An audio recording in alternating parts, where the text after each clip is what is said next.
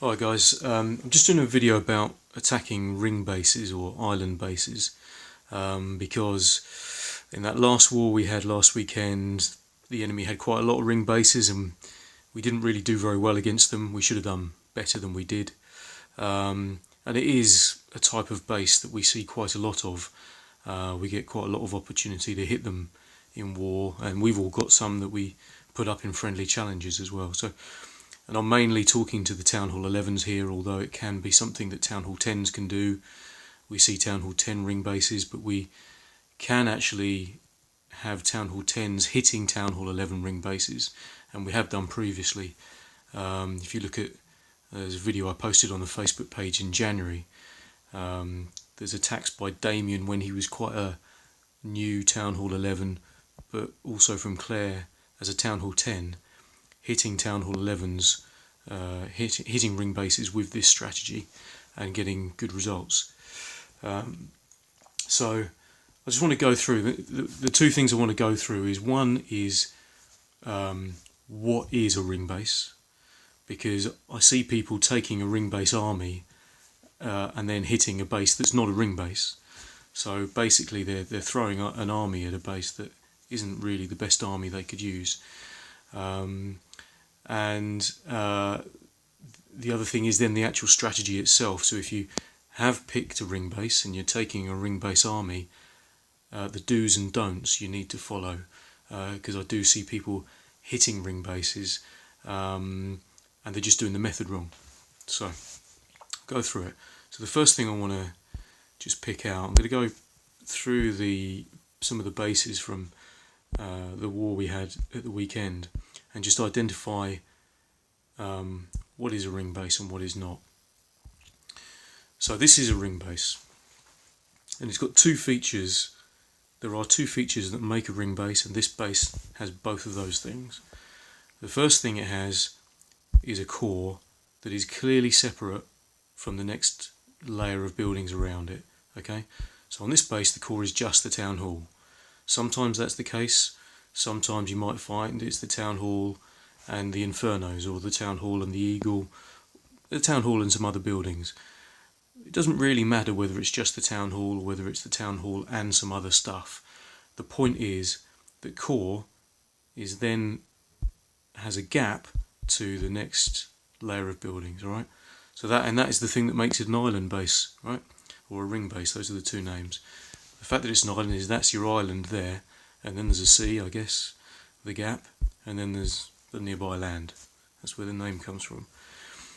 The second aspect that you're looking for is the ring. I call it the moat, and that has to be, so on this base it's this area around here. That has to be an unbroken, so not separated out with different walls to make it different boxes. This is an unbroken ring around the core. Okay, so those are the two things. If it doesn't have both of those things, it is not a ring base. And if you're throwing in a ring base army, which is basically using a delayed troop to go for the core, then I would say you're using the wrong type of army. You know, you're trying to do a square peg in a round hole. So let's just go through these. That is not a ring base. Straight away, the core is not separate from the buildings around it, and there's no moat. It doesn't have either of the things it needs to have to make it a ring base. So you shouldn't attack that base with a delayed Valk or a delayed minor army, because you're doing it wrong. Square peg round hole. And the reason I say that, just to clarify that, I guess at this point, is the most common, the ring base army is a delayed troop army. So you start with a queen walk, you then do a section of the attack that includes bowlers and your king, and then finally you have an element of your army. Quite often people are using Valks, but you can also use miners or baby dragons, and the job of that last part of the army is to take out the core. Now the reason I'm saying square peg round hole is because when you're doing that strategy, those delayed troops are a troop that you send separate from where your bowlers are. They don't have to behave alongside the bowlers, so it doesn't matter that their behaviour doesn't complement the bowlers. I hope that makes sense, because you never want those two troops. The idea is that those two troops don't go alongside each other. The idea is that the bowlers do a job going round the moat, and then you send the delayed troops, and their job is to not go where the bowlers are, but it's to go where the core is and take the core out. So if you're hitting a base that isn't a ring base, you don't want to be taking delayed Valks or Miners or Baby Dragons, because they don't really work alongside the bowlers. The troop at the moment that really works alongside bowlers is Witches. So if you're going to hit a base that is not a ring base, I would really recommend that you don't use Valks, you use Witches alongside them. Or just go all, with an all bowler army like we were a few months ago when everyone was doing, 25 or so bowlers, 5 or 6 healers, and, everyone's familiar with that attack. So, that is why you don't want to be throwing the delayed troop strategy at a base that is not a ring base. The reason is that the delayed troops don't naturally sit well alongside the bowlers. So I hope that makes sense. So just to go on with the bases, okay, obviously not a ring base. Same for this one, obviously not a ring base, doesn't have a separate core, there's buildings all around it, and it doesn't have the moat, doesn't have a ring around it. Too many boxes. This is an island base, but it's a bit of a grey area, this one, because the reason I say that is because although there is a wide gap over here between the town hall and these storages, there's quite a narrow gap on this side between the expos and these storages. And the reason that can cause you a problem is that you want a proper distinction, a proper gap between the buildings in the moat and the buildings in the core, because you don't want your bowlers to get distracted and start and have some of them separate off and go for the core. The bowler's job is to clear the moat and stay in the moat and go round the moat. The delayed troops that you have, it's their job to go for the core. So when you've got a smaller gap like you have on this side, as your bowlers come round here, your bowlers will target these expos because they can target the expos, and that means they get distracted from doing their job of clearing the moat. And that is why I would say this one's a bit of a grey area. You need that proper gap, because you don't want your bowlers distracted from their main job, and their main job is clear the moat. I'll go through a few more. This is a ring base. There is a gap between the core here and the outer buildings. And whilst if you got your bowlers into this area, they could target some of these core buildings and get distracted from their job, the way you'd actually attack this base is you would never get your bowlers into this part, not until you were approaching 100% destruction. Your bowlers would stay in this ring where they could destroy this area of the base and this area of the base, and your bowlers would stay in this ring and work their way around and do their job. All right. I'll go through a couple more.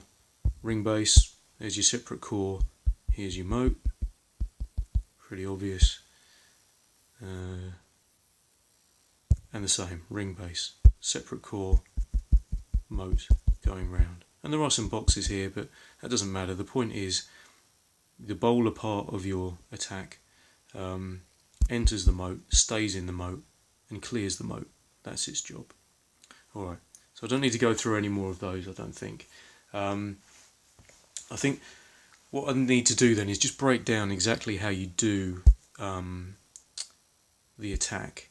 And it is broken down into 3 sections. The first section is a queen walk, where the queen has 2 jobs really. Job 1, the main job for her, is to clear an area of the base,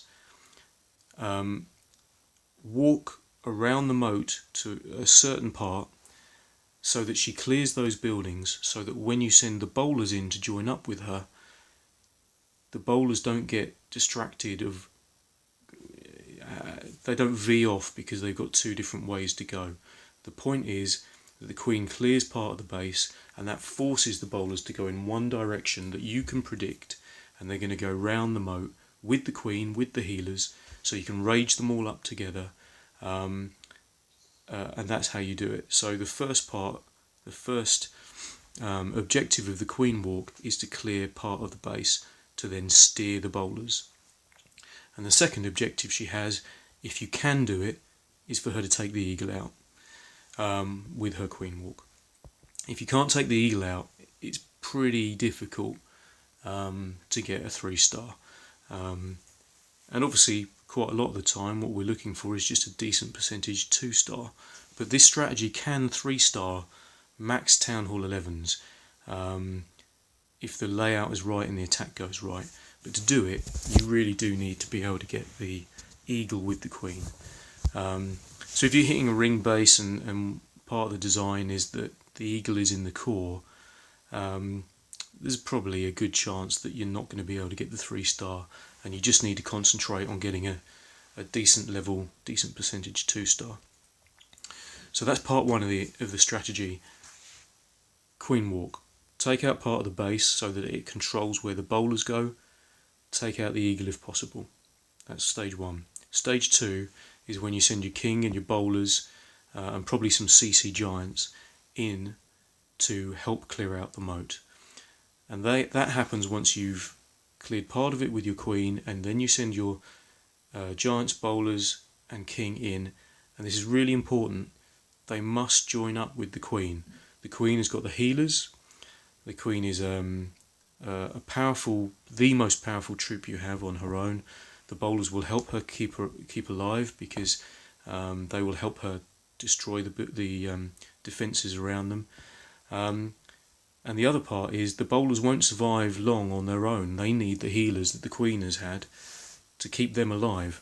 And if you join up the bowlers with the queen, the healers heal everything. You can use your rage spells on all those troops together, and then as they pass through the rage, the healers follow into the rage as well, and they do raged healing of your bowlers. If you separate out your bowlers from your queen, your bowlers will die much more quickly than you want them to. Alright, so it's one of the most important parts of the strategy. Your bowlers must join up with your queen. And then the final part of the strategy is your delayed troop going for the core. And you really do have three options: Valks, Miners or Baby Dragons. And they've each got their pros and cons. Valks are great if there's a packed core with lots of buildings in the core. This one, not so much. Let me see if I can find one that's got a bit of a packed core. Well, anyway, you probably don't need me to explain it. If there's lots of buildings in the core, then the Valks, that's where they are at their... no, they don't really have one in this from the enemy from the weekend.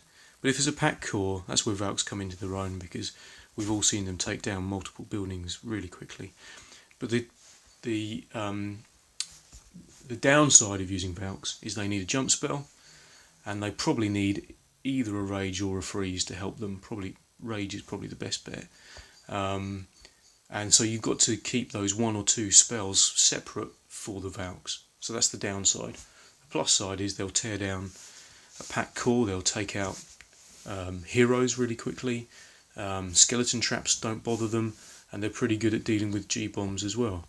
So they have pluses and minuses. Your next option is Miners. Miners are a good option. Not so good on a packed core. They really need only, a few buildings in there, maybe just the town hall. So the upside of Miners is you don't need a jump spell, obviously, because that isn't something they need. You probably do need still a rage or a freeze. But the downside of them, not so good for packed cores. Skelly traps cause them a real problem, so you probably need a poison spell. And then they don't have an awful lot of health, so giant bombs can give them a bit of trouble as well. And then the third option you've got is Baby Dragons. I personally like Baby Dragons. I think they're the most flexible option. If it's a base like this one, where the only building... Obviously you don't know where the Teslas are. The Teslas could be in the core. But baby dragons can deal with Teslas pretty well. But if it's a base like this one, where the only building in the core that you know of is the town hall, then baby dragons are a great option, because as long as there's no black air bombs in there, you could take that town hall down with one baby dragon. You've got to be obviously careful of how the air defences cover the town hall, and think carefully about that. But I think that the baby dragons are a great flexible option, even if there are a couple of black air bombs in the core. If you take 5 or 6 baby dragons, that's the same troop space as if you took 10 or 12 miners, and if you took 7 or 8 Valks. But you probably could deal with that town hall with 3 baby dragons. So even if you send one, it gets taken out by a black bomb. You send a second one, it gets taken out by a black bomb. Your third one should survive and take out the town hall. And so that's one of the advantages, the flexibility, because then you'd have 2 or 3 spare baby dragons to help with funneling and help with clear up. But the other advantage of them is if you send them singly, you send them on their own, one at a time, the baby dragons, they do their own rage, and they do a lot of damage, and they can certainly take down a town hall on their own. So if the base design suits it, you could take down the town hall with 1 baby dragon. You don't have to save any spells, and you've got all those spare troop space to help you with the other part of the plan. So all I want to do really then is show you a couple of attacks, one of mine from this war, and one of Ricky's, because they both went really well, but there are some differences about them. So I'll show you my one. Now what I do with this is I send my queen starting over here at 10 o'clock, and her job, once I've done a bit of funneling so that she doesn't get distracted, I take these buildings out. Her job is to go straight in and take out the eagle. And the reason I'm showing you this is because it went smoothly, so I can show you how the bowlers join up with the queen and why that's an advantage. But also there is an aspect of it where I didn't know, once the queen had taken out the eagle, I didn't know whether she was going to go clockwise around the base or whether she was going to go anti-clockwise around the base. And the point is, it doesn't matter. This side of the base is very similar to this side of the base. It doesn't matter to me which way she chose to go, but what the important thing was, I let her make the decision, commit to going in one direction, and then I sent the bowlers and the giants and my king to join up with her. It was important that I let her make her decision, and I knew which way she was definitely going to go before I sent my bowlers, because if she changed her mind and went the other way, and my bowlers didn't join up with my queen, then I wouldn't be able to rage those troops all up together, and my bowlers wouldn't get the benefit of the healers. And this attack got a 3-star, and it wouldn't have got a 3-star if my bowlers and queen had not joined up. So I'll just play it through on double speed.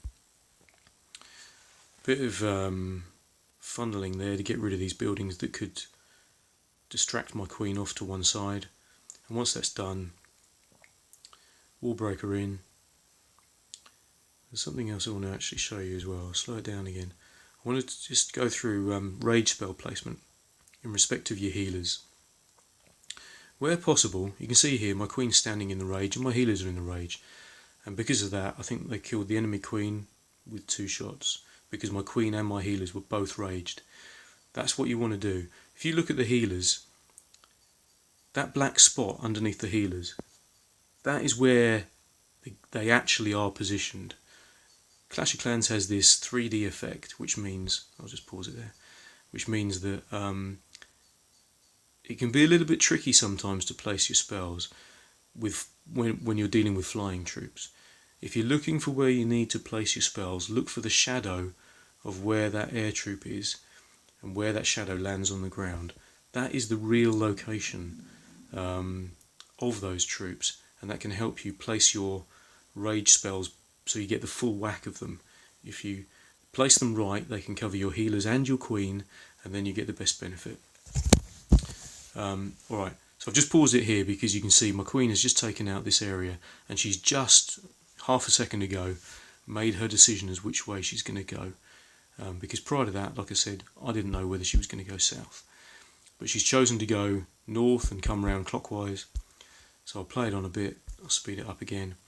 I know which way she's going, so in come the giants and the bowlers and my king to join up with her. Do some trimming ahead with the baby dragon, good option. Trimming ahead to make sure my bowlers go through the wall, gap in the wall, and then just watch as the rages go round down here. I mean, obviously that's on double speed. Let me slow it down because you get the full effect. Right, the destruction. Once I put a rage down, how quickly these bowlers do their work. I've only got the one rage left, so I think it comes up in a. Here we go. Right, they just tear stuff down. Right, and then and you can see the healers coming through the rage as well, and they do raged healing. All right. Okay. And then I was just sending in the baby drags for the last part of the plan. So the other attack I want to show you is Ricky's from the friendly war we had that finished yesterday. And Ricky hit base number 4, I think it was, yeah. No, that's Slap's bitch attack.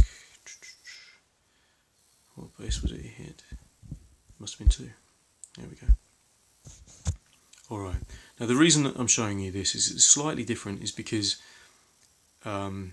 Ricky wasn't able to take out, he could take out the eagle with his queen, but it's not the natural way to hit this base. The natural way to hit it is the way that he does do it, and this attack goes perfectly. Other than a slight initial wall breaker fail he has, every other part of it goes perfectly.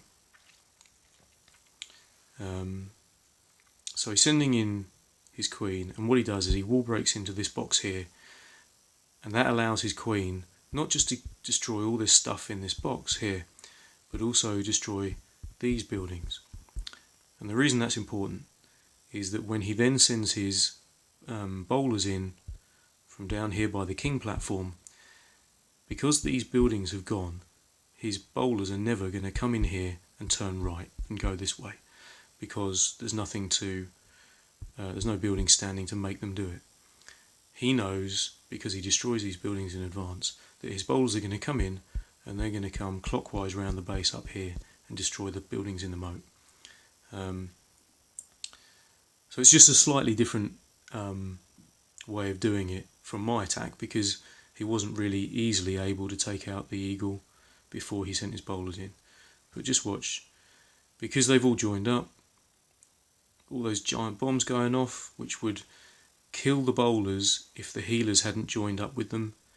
But they stay alive. Bowlers in the rage take down that inferno like nobody's business. And round we go. Pretty quick with the poison spell, really well placed. And the CC troops get taken out really quickly with the help of another rage spell. And you can just see the moat is just getting taken out, and he smashes this base. Down here there were some buildings left standing which he clears because he doesn't want his baby dragons being distracted away from going for the town hall. And then as soon as those buildings are gone, in come the baby dragons here to go for the town hall. And really what he could have done that with just a couple of baby dragons and used the other 2 up here to do some more clearing, but he had lots of time, it didn't matter. And he just smashes this base. So that's 2 examples of how the attack can go really well. Good queen walk, clearing part of the base, taking out the eagle if you can. Bowlers joining up with the queen and the healers to clear more of the moat, and then sending your troops for the core. And the really important thing when you're sending your delayed troops for the core is you're very careful to check for stray buildings that could distract your troops. You've got to be really confident that when you send your delayed troops, the nearest building for them is a building in the core, because if they don't go to the core, you'll end up with a 1-star. Alright, so it's always important to send one troop. Say you've got 8 Valks, send 1 Valk, look for what it targets. If it targets the town hall, bingo, you can drop the rest. But that's a good tester, because if it goes in the wrong direction, you can fix that, you can get rid of whatever building is distracting it, and then you can send your remainder for the core. So that's a really important aspect.